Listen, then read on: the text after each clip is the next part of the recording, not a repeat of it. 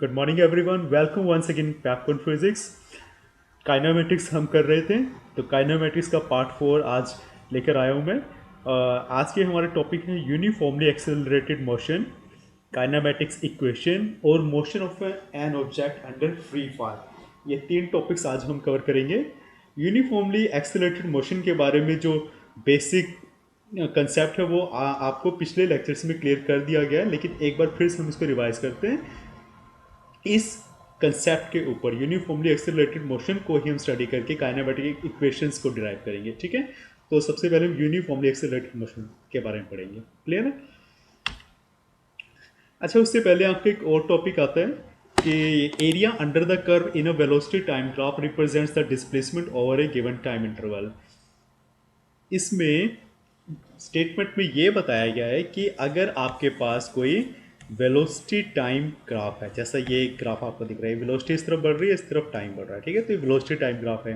हमने last time पढ़े थे पोजीशन टाइम ग्राफ और वेलोसिटी टाइम ग्राफ के बारे में। तो एक वेलोसिटी टाइम ग्राफ में अगर आपके कोई ग्राफ की प्लॉटिंग की हुई है, जैसे आपने यहाँ पे ये रेड लाइन, ये जो रेड लाइन आपको शो की हुई है, ये एक कर्व आपने प्लॉट की हुई है वीटी ग्राफ में, वेलोसिटी टाइम ग्राफ में। ठीक है, तो इसके नीचे ये जो एरिया आपको शो हो रहा है, जो ब्लू कलर में आपको, स्काई ब्लू कलर में दिख रहे हैं, ये एरिया एक्चुअल में क्या देता है? ये आपको मोशन के दौरान जो डिस्प्लेसमेंट हुई है उसकी वैल्यू बताता है। ठीक है, क्लियर है?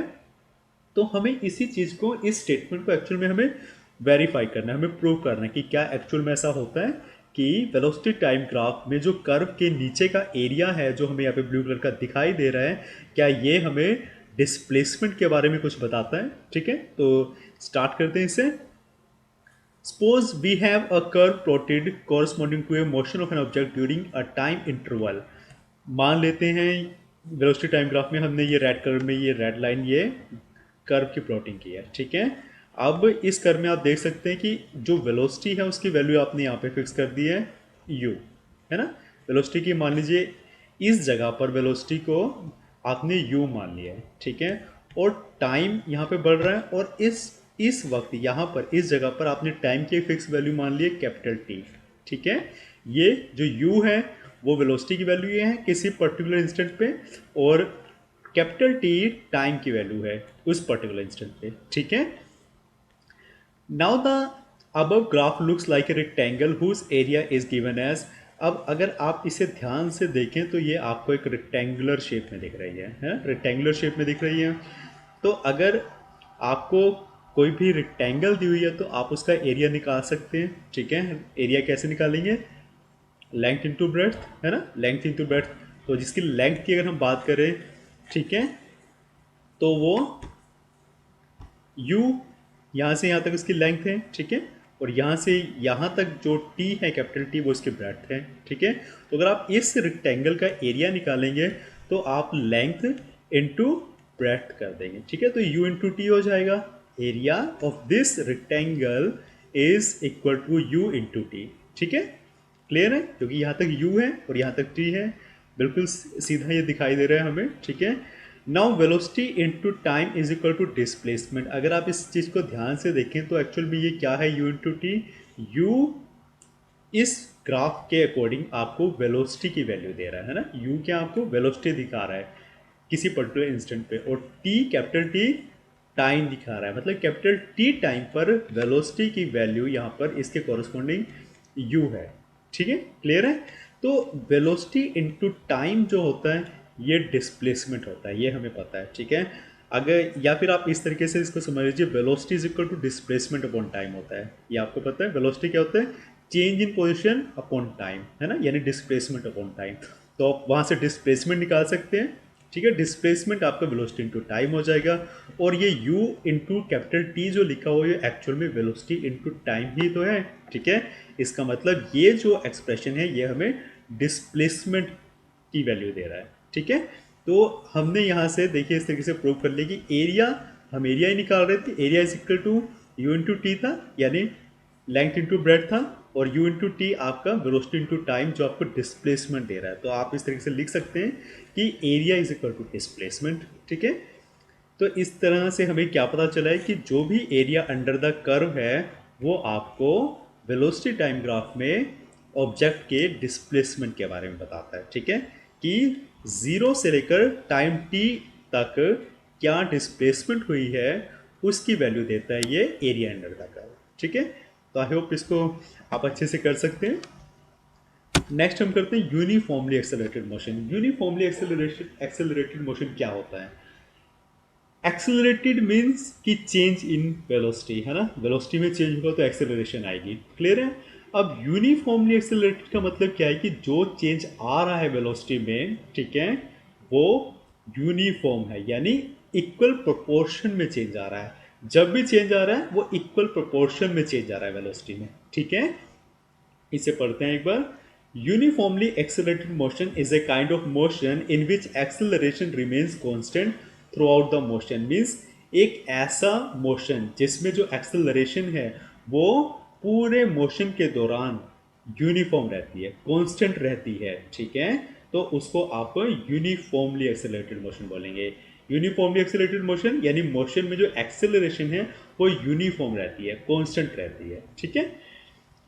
एग्जाम्पल जैसे a ball rolling down and inclined illustrates uniformly accelerated motion. मान लीजिए कोई इंक्लाइन पे है, इंक्लाइन आपको पता है ना, इस तरीके से अगर ऐसे यूं है, ऐसे कोई चीज़ है, ठीक है, और यहाँ पर से टॉप पर मैंने बोर्ड रख दिया तो ऐसे रोल करती हुई नीचे की तरफ आती है, ठीक है। तो ये जो मोशन है ये आपको एक यूनिफॉर्मली एक्सेलरेटेड मोशन का ही एग्जाम्पल दिखाई दे रहा है, ठीक है। वी नो, अब इसको थोड़ा सा और क्लियर करते हैं यूनिफॉर्मली एक्सेलरेटेड मोशन को, ठीक है। वैल्यूज लेकर इस टेबल के हिसाब से आप इसको थोड़ा और अच्छे से समझ पाएंगे। आपको पता है कि acceleration is equal to velocity upon time होता है, change in velocity per unit time, यही होता है, ठीक है, D V upon D T. तो हम इसको वी अपॉन टी लिख सकते हैं इस तरीके से, acceleration is equal to V upon T, ठीक है।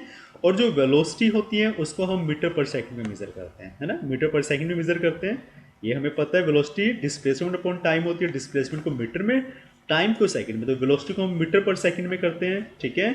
और टाइम जो नीचे है उसको हम सेकंड में मेजर करते हैं। तो एक्सेलरेशन को आप एक्चुअल में ऐसा लिख सकते हैं कि मीटर पर सेकंड ईच सेकंड, है ना, ये मीटर पर सेकंड या फिर आप मीटर पर सेकंड ई सेकंड, यानी हर सेकंड में वेलोसिटी की क्या वैल्यू चेंज हो रही है, ठीक है। हर सेकंड में वेलोसिटी क्या वैल्यू चेंज हो रही है वो आपको एक्सेलरेशन देता है, ठीक है। और यूनिफॉर्म एक्सेलरेशन में सिर्फ ये चीज़ इंपॉर्टेंट है कि जो चेंज आ रहा है, जो मीटर पर सेकंड की वैल्यू आ रही है हर सेकंड में, वो एक कांस्टेंट तरीके से बढ़ती है, इक्वल प्रोपोर्शंस में बढ़ती है हर सेकंड पे। जैसे ये देखिए, इस टेबल को समझने की कोशिश करते हैं। टाइम इसमें हमने 3 कॉलम से बनाए हुए हैं, तो पहले कॉलम में टाइम दिया हुआ है, यहाँ पे सेकंड में वेलोसिटी और एक्सेलरेशन। मैं यहाँ पे धीरे धीरे एक एक सेकंड बढ़ाता हूँ टाइम और उसके कॉरस्पॉन्डिंग वेलोसिटी और एक्सेलरेशन की वैल्यू मैं यहाँ पे देखता हूँ, ठीक है। तो मैं मान लेता हूँ कि जीरो टाइम जब मोशन स्टार्ट हुआ है उस वक्त कोई मोशन नहीं है, कोई वेलोसिटी नहीं है, जीरो एक्सेलरेशन जीरो है, ठीक है। उसके बाद एक्सेलरेट किया बॉडी ने, यानी वेलोसिटी में चेंज किया टाइम जब 1 सेकंड हुआ, ठीक है। तो वेलोसिटी में मान लिए 3 मीटर पर सेकंड इस होती है, वेलोसिटी हो गई, ठीक है। तो चेंज कितना हुआ वेलोसिटी में, यानी एक्सेलरेशन कितनी, वो 3 सेकंड की हुई, ठीक है। अब सेकंड टाइम की वैल्यू जब 2 सेकंड हुई, ठीक है, दूसरे सेकंड पर वेलोसिटी की वैल्यू 6 मीटर पर सेकंड हो गई। तो अब चेंज कितना आया, पहले 3 थी अब 6 हो गई, तो 3 मीटर पर सेकंड वेलोसिटी चेंज हुई है, ठीक है। दोबारा से 3 मीटर पर सेकंड चेंज हुई है। तीसरे सेकंड पर अब वेलोसिटी 6 से 9 हो गई, फिर से कितना चेंज आया, 3 चेंज ही आया है ना, 3 वैल्यू का ही चेंज आया। फिर 4 सेकंड पे वेलोसिटी की वैल्यू 12 मीटर पर सेकंड हुई, फिर कितना चेंज आया, 9 से 12 यानी 3 मीटर पर सेकंड। तो आप देखेंगे इस ग्राफ में कि लगातार जैसे जैसे टाइम 1 से लेकर 4 सेकंड तक बढ़ रहा है, हर सेकंड पे जो वेलोसिटी की वैल्यू है वो 3 मीटर पर सेकंड से बढ़ रही है ना। तो हर बार यहाँ पे इस लास्ट कॉलम में आप देख सकते हैं यहाँ पर कि इक्वल प्रोपोर्शन में हर बार 3 से ही वैल्यू इंक्रीज कर रही है वेलोसिटी की, है ना, हर सेकंड पे। तो ये जो चेंज हो रहा है वेलोसिटी में ये कांस्टेंट हो रहा है, ये यूनिफॉर्म तरीके से हो रहा है, इक्वल प्रोपोर्शन में हो रहा है हर वक्त। तो इस तरह से आप मोशन को यूनिफॉर्मली एक्सेलरेटेड मोशन बोलेंगे, ठीक है। आई थिंक आपको क्लियर होगा ये। नेक्स्ट हम बात करते हैं equation of motion with A uniformly accelerated motion. अब हम उन सब इंपॉर्टेंट इक्वेशंस को डिराइव करेंगे जो आपको रेक्टिलिनियर मोशन जो हमारा चैप्टर है आपको पता है, मोशन अलॉन्ग स्ट्रेट लाइन, उसमें हम जो भी इंपॉर्टेंट आपके इक्वेशंस है, इक्वेशन ऑफ मोशंस हैं, उनको एक एक करके ड्राइव करेंगे। ठीक है, तो इस डायग्राम को स्टडी करते हैं एक बार।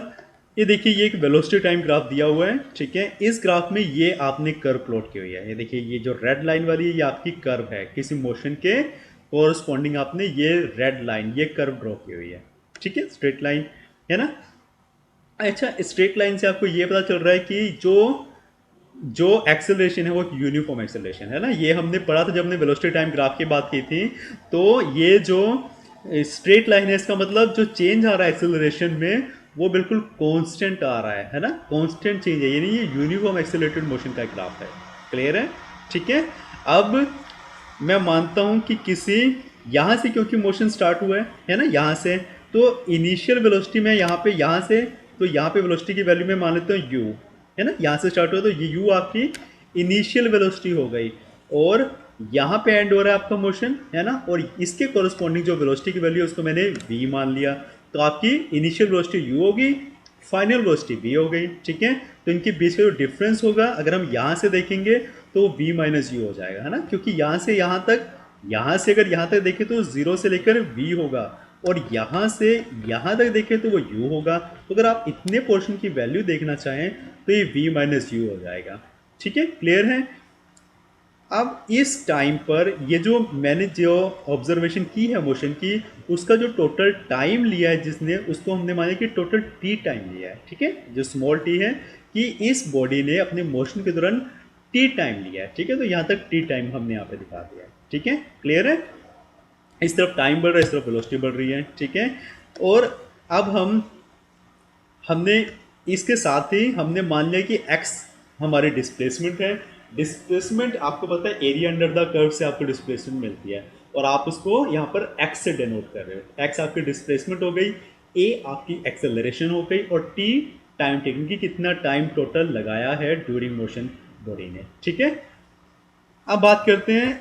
देखिए, acceleration is equal to v minus U upon T. Acceleration का मतलब क्या होता है कि change in velocity per unit time. ठीक है, तो v आपकी इनिशियल वेलोसिटी u थी और फाइनल वेलोसिटी u v है, तो चेंज इन वेलोसिटी आप फाइनल में से इनिशियल वाली को माइनस कर देंगे, है ना, तो आपकी चेंज इन वेलोसिटी आ जाएगी। और चेंज इन टाइम यानी टी, आपका total time, final time T है, और स्टार्टिंग में इनिशियल में 0 था, टी इज इक्वल टू 0, तो आप टी माइनस 0 लिखेंगे यहाँ पे, है ना।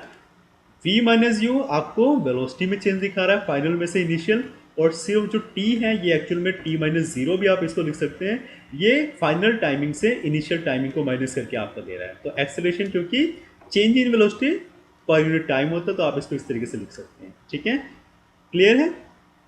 आपको क्लियर है ना? एक्सेलरेशन यानी change in velocity per unit time. तो चेंज इन वेलोसिटी क्या होगी? फाइनल वेलोसिटी में से आपने इनिशियल वेलोसिटी की वैल्यू को माइनस कर दिया। ठीक है, पर यूनिट टाइम कितना टाइम लगा? टी टाइम लगा। ठीक है, और आप इसको इस तरीके से भी लिख सकते हैं, v इज इक्वल टू, आप t को इधर लेके जाएंगे तो ये ए टी हो जाएगा, और ये u भी इधर जाएगा तो ये प्लस का हो जाएगा, है ना। तो v is equal to you plus A T आपका, आपकी एक इक्वेशन बन जाती है, जहां पे v क्या है? Final velocity, u initial velocity, a acceleration, और t total time taken by the body to cover the motion. ठीक है, to cover the total distance. तो यहाँ पे आप देखिए, ये आपको एक इक्वेशन मिली है, ये आपकी फर्स्ट इक्वेशन ऑफ मोशन है। ठीक है, first equation of uniformly accelerated motion आपके पास आई है, ये वाली equation, v is equal to you plus C T. ठीक है, अब हम बात करेंगे डिस्प्लेसमेंट की। डिस्प्लेसमेंट हमें निकालना है। अब हमें पता है कि एरिया अंडर द कर्व हमें क्या देता है? डिस्प्लेसमेंट देता है। ये हमने इस डायग्राम में ये जो ये किया था, इसमें हमने इसको वेरीफाई भी करके देखा था कि इस लाइन के अंडर, ये जो रेड लाइन के अंडर जो एरिया अंडर द कर्व है, इससे हमें डिस्प्लेसमेंट की वैल्यू मिली थी। डिस्प्लेसमेंट याद है आपको? विड्थ इनटू ब्रेड्थ हमने किया था, तो इससे हमें डिस्प्लेसमेंट की वैल्यू मिली थी, एरिया अंडर द कर्व। ठीक है, तो हम इस वाले डायग्राम में भी एरिया अंडर द कर्व अगर निकालें तो आपको डिस्प्लेसमेंट की वैल्यू मिल जाएगी। ठीक है, अब अगर इस कर्व के नीचे का एरिया अगर आप देखेंगे तो ये सारा जो एरिया है, ये सारा एरिया अंडर द कर्व है। ठीक है, यहाँ से लेकर ये सारा एरिया अंडर द कर्व है। ठीक है, अब ये जो एरिया अंडर द कर्व है, ये एक्चुअल में दो पार्ट्स में डिवाइडेड किया हुआ है। दो पार्ट्स में कैसे? एक तो आपकी ट्रायंगल बन रही है ऊपर ए बी सी, है ना, और इसके नीचे आपका एक रेक्टेंगल बन रहा है ओ ए सी डी, है ना। तो आपका जो total area under the curve है वो इसका एरिया, ट्रायंगल का एरिया प्लस जो रेक्टेंगल ओ ए सी डी है उसका एरिया, दोनों के एडिशन, दोनों के सम के बराबर आ जाएगा ना। इन दोनों एरियाज को जोड़ेंगे तो आपका total area under the curve आ जाएगा। ठीक है, इस तरीके से।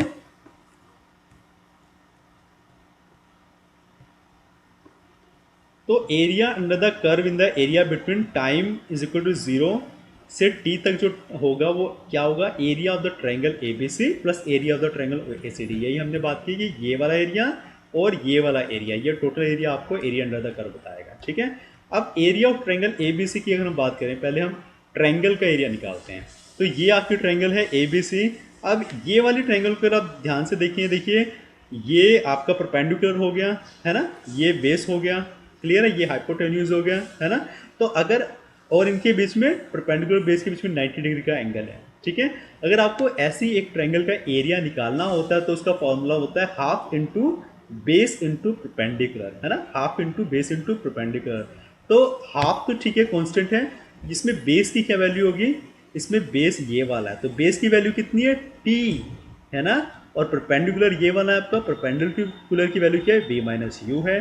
तो आपके ट्रायंगल का एरिया क्या निकलेगा, half into B minus U into T, half into perpendicular into base होती है ना, या बेस इंटू परपेंडिकुलर लिख लीजिए, एक ही बात है।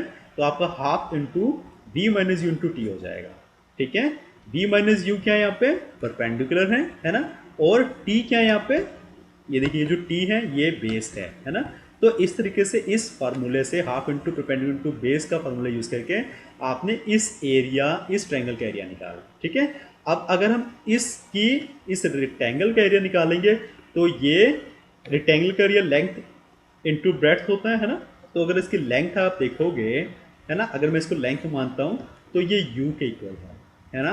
और अगर ब्रेड्थ की बात करता हूँ या फिर विड्थ की बात करता हूँ तो ये t के इक्वल है, तो u इंटू टी हो जाएगा, है ना, लेंथ इंटू ब्रेड्थ। तो u इंटू टी हो जाएगा। इस एरिया का एरिया जो रेक्टेंगल ओ ए सी डी था, इसका एरिया कितना हो जाएगा, लेंथ इंटू ब्रेड्थ, यानी u इंटू टी हो जाएगा। क्लियर है, तो ये दोनों एरियाज आपके पास यहाँ पर इस तरीके से आ गए।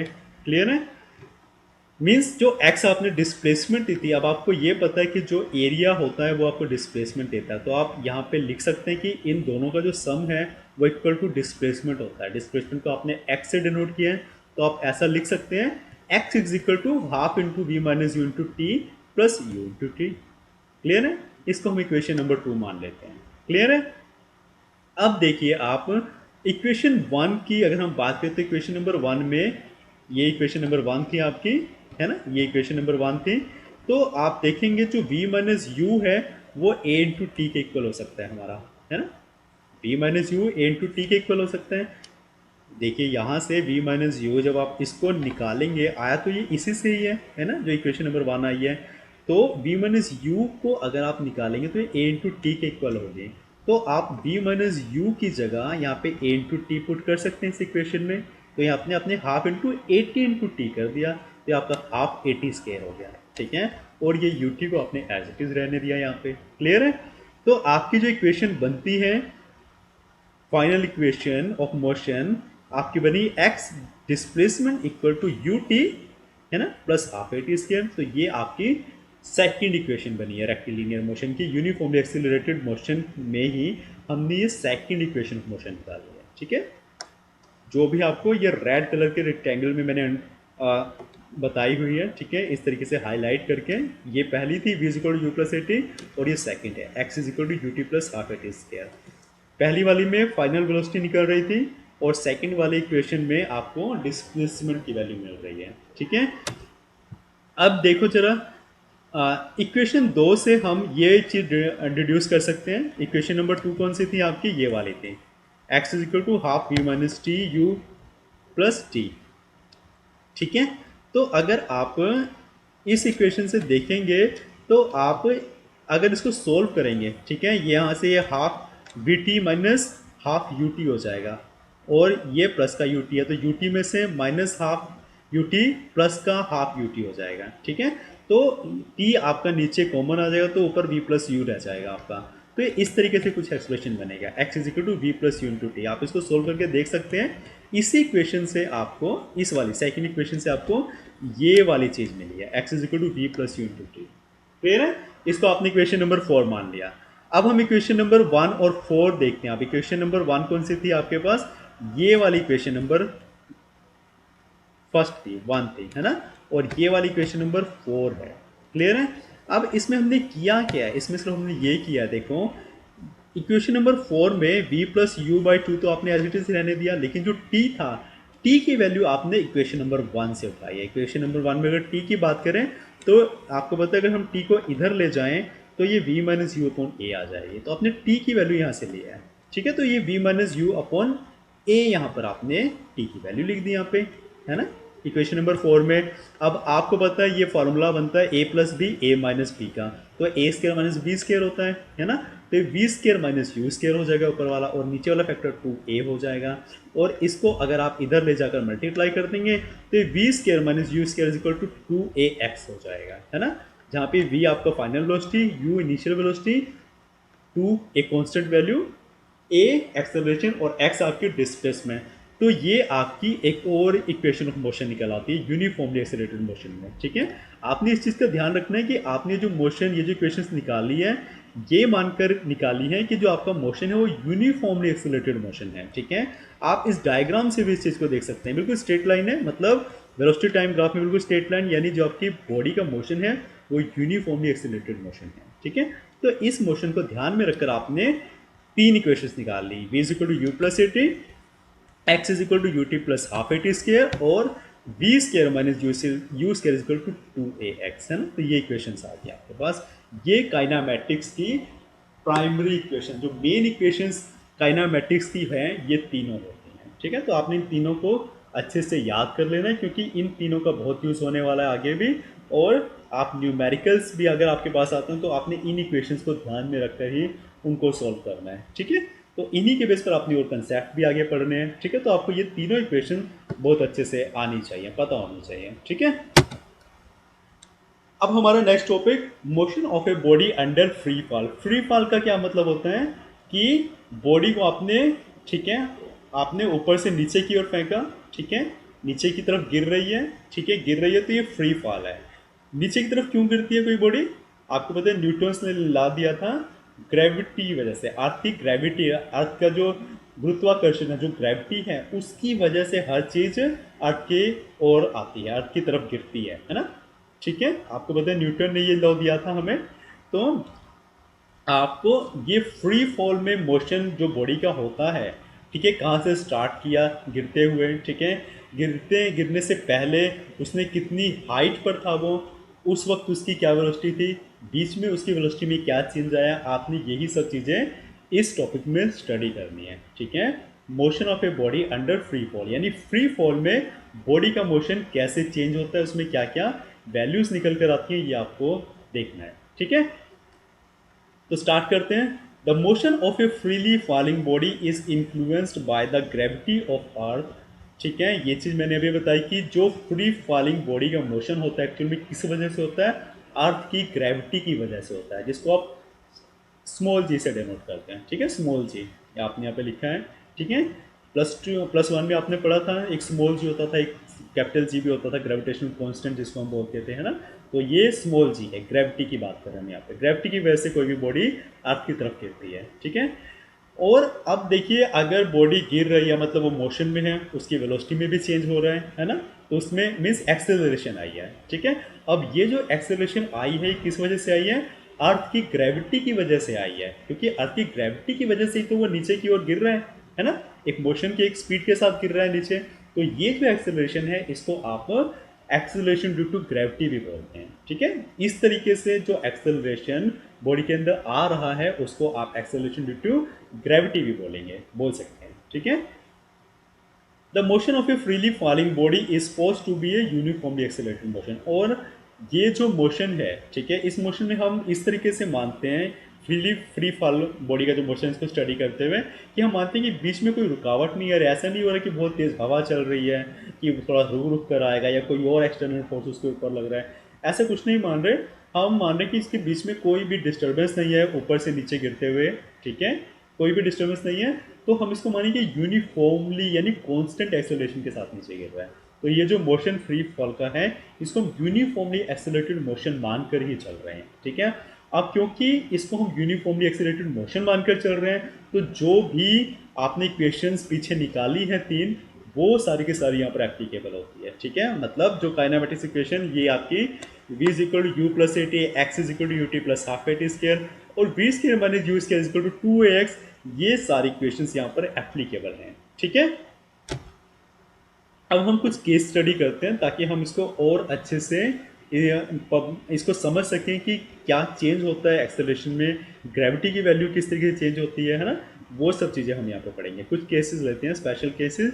तो फर्स्ट केस हम लेते हैं, case number 1, if the body is drop from some height. पहला केस हम लेते हैं कि अगर बॉडी को हमने ड्रॉप किया है किसी हाइट से, ठीक है, आप किसी ऊंचाई पर हो और आपने कोई चीज़ हाथ में पकड़कर ऐसे नीचे छोड़ दिया, ठीक है, किसी हाइट से किसी हाइट पर पहुंचकर आपने किसी बॉडी को ड्रॉप किया, ठीक है। In this case the motion is in downward direction. आपको पता है इस तरीके से जो मोशन होगा वो नीचे की तरफ होगा, है ना, नीचे गिरेगी तो डाउनवर्ड डायरेक्शन का मोशन है। और इनिशियल वेलोसिटी जो होगी वो जीरो होगी, ये तो आपको पता है। बॉडी शुरू से चलती नहीं आ रही है, पहले हमने इसको पकड़ा हुआ है ना, और उसके बाद हम इसको नीचे छोड़ रहे हैं। जब पकड़ा हुआ है उसको छोड़ने से पहले सबसे ऊंची जो हाइट है मैक्सिमम हाइट पर, उसकी वेलोसिटी ना जीरो होगी, यानी इनिशियल वेलोसिटी ना जीरो है छोड़ने से पहले, है ना, उसकी वेलोसिटी यानी मैक्सिमम हाइट पर उसकी वेलोसिटी जीरो है, इनिशियल वेलोसिटी यहाँ पे जीरो है हमारी, ठीक है।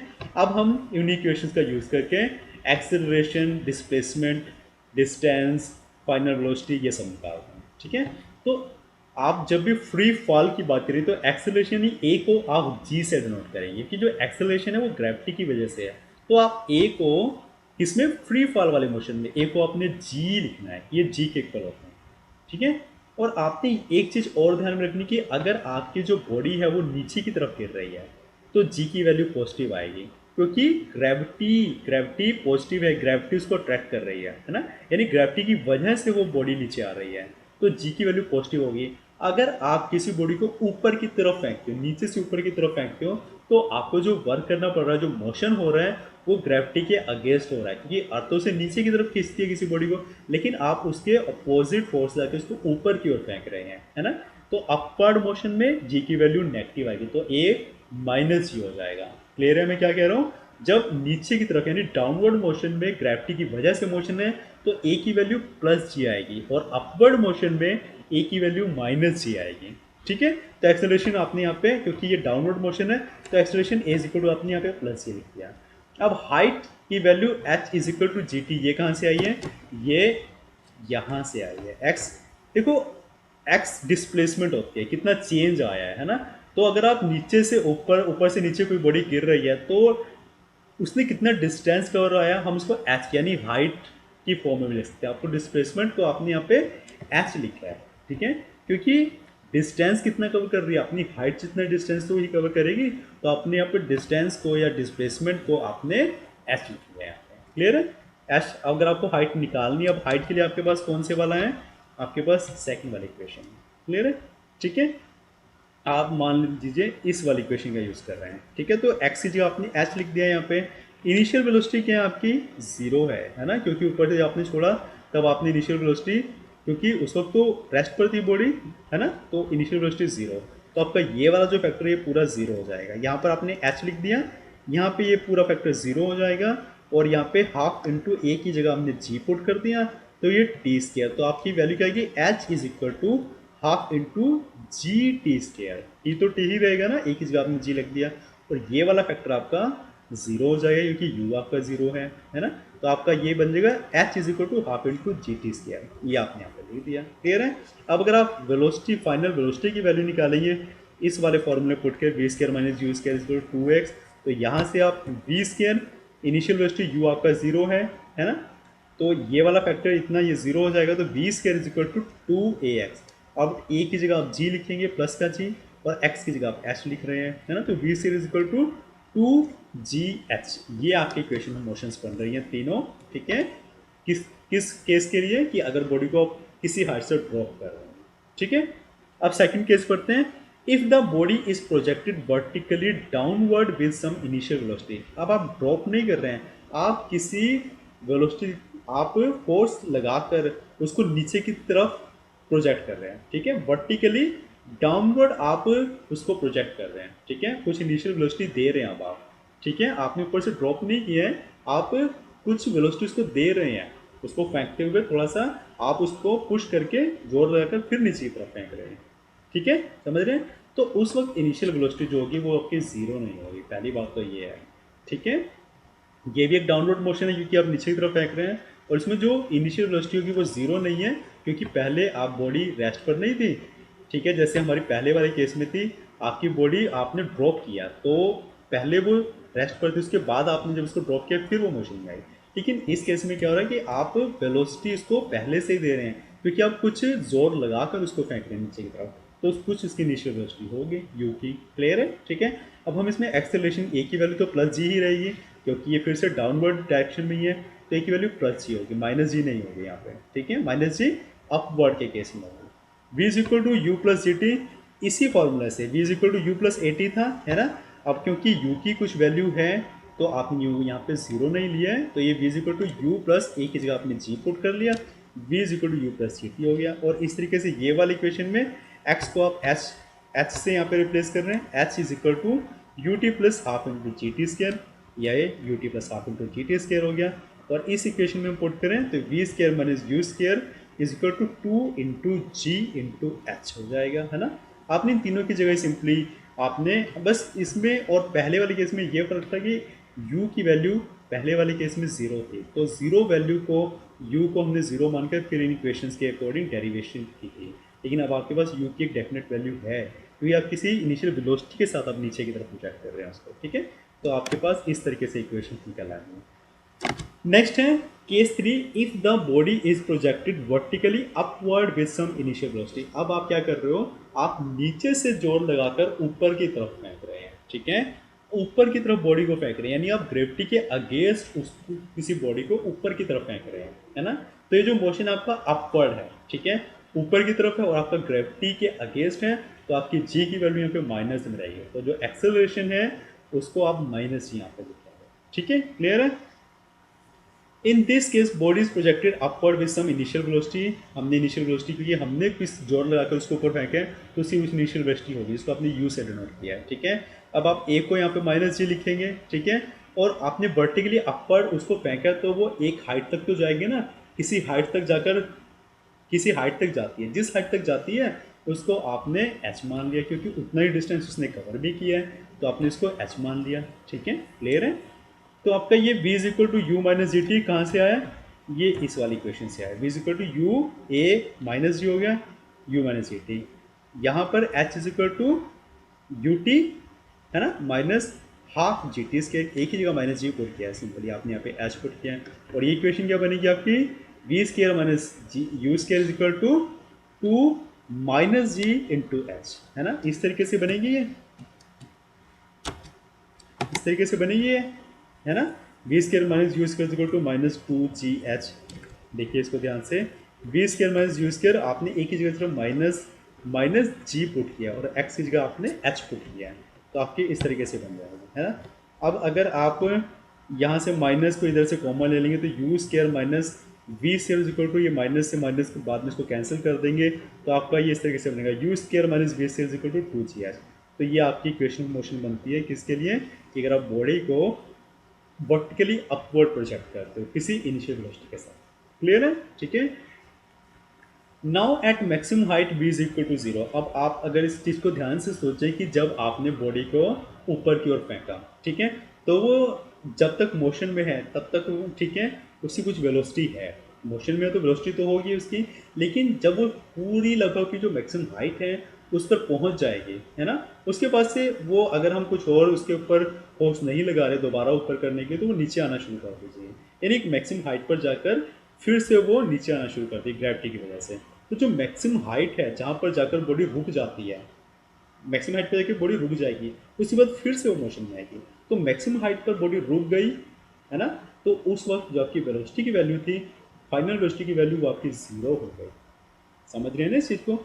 इनिशियल वेलोसिटी तो आपके पास u है, वो तो है, क्योंकि आपने नीचे भी एक जोर लगा के एक इनिशियल वेलोसिटी के साथ उसको ऑपरेट किया है, लेकिन मैक्सिमम हाइट पहुंचकर वो रुक जाती है, तो उस वक्त आपकी वेलोसिटी की वैल्यू जीरो हो जाएगी।